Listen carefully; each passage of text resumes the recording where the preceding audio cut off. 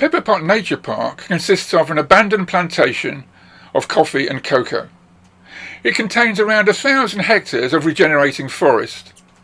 Coming into the interpretation centre at the entrance, I'm met by a great Kiskadese greeting ceremony.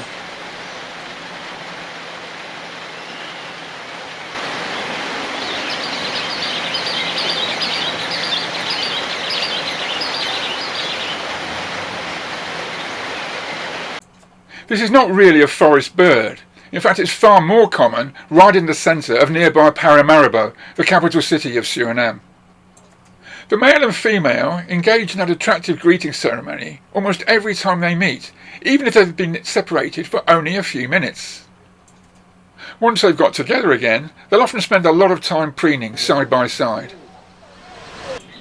These large tegu lizards are often seen ambling along the broad 3-kilometre track that runs straight through the park. They're really used to seeing humans, and they'll allow you to follow them very closely.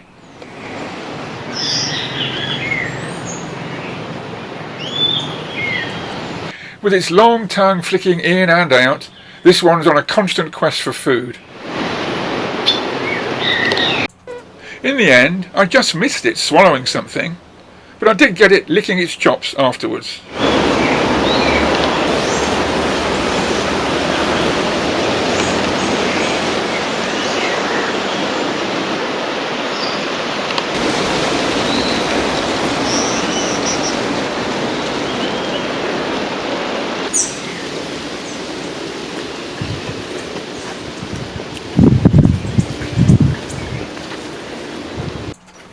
These Ameva lizards are also common along the track sides.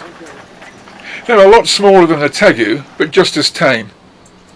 This one's busy snapping up ants off the ground by flicking out its tongue. At some point it seems to have swallowed something that's given it a problem in swallowing, because it started to wipe its face from side to side on the ground.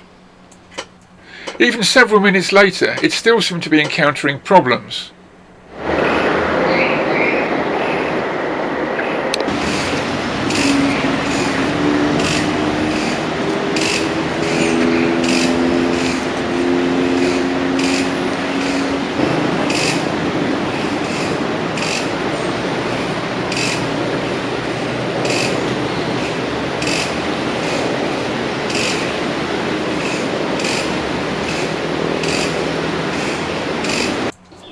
By far the smallest lizards that I encountered along the track sides were these slender, elegant, fast-moving whiptails.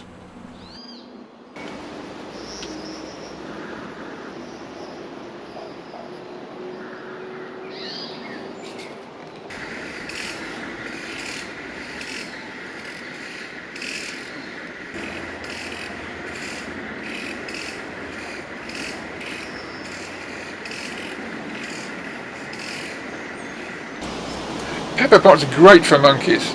You'll probably see plenty, even in a short visit of an hour or two. This is the brown capuchin, very widespread across South America. Capuchins include lots of animal food in their diet. This one's busy trying to extract something from inside a piece of rotting timber. Probably a beetle larva, or maybe some termites. If they get the opportunity, capuchins are capable of tackling much larger prey. The one on the right has managed to capture quite a large juvenile iguana, but it's obviously having problems keeping its meal to itself.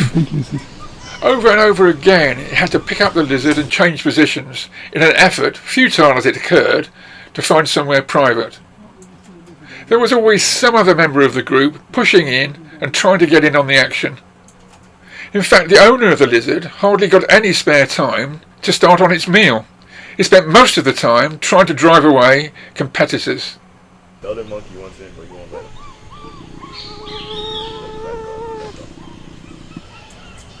Down at ground level, below the monkeys, there were masses of these attractive crab's claws flowers, heliconia. These sometimes attracted squirrel monkeys, which are extremely common in Peperpot. They would occasionally come down to take a bite out of the flowers. But more often, these small but attractive monkeys were fully occupied searching for food higher up in the tree canopy.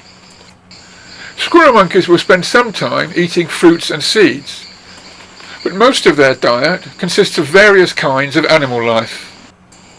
Much of their prospective food is not easy to spot. For example, many forest insects are extremely well camouflaged. Much of their prey will also be very widely scattered within the forest canopy. So a squirrel monkey has to spend a lot of time carefully examining every leaf in case it has something edible sitting on it.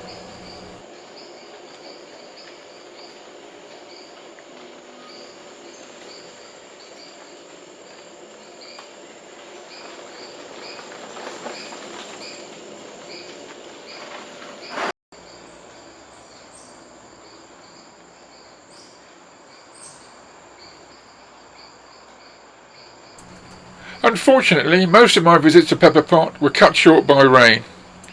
In fact, it turned out to be an unusually wet season during my stay in Suriname.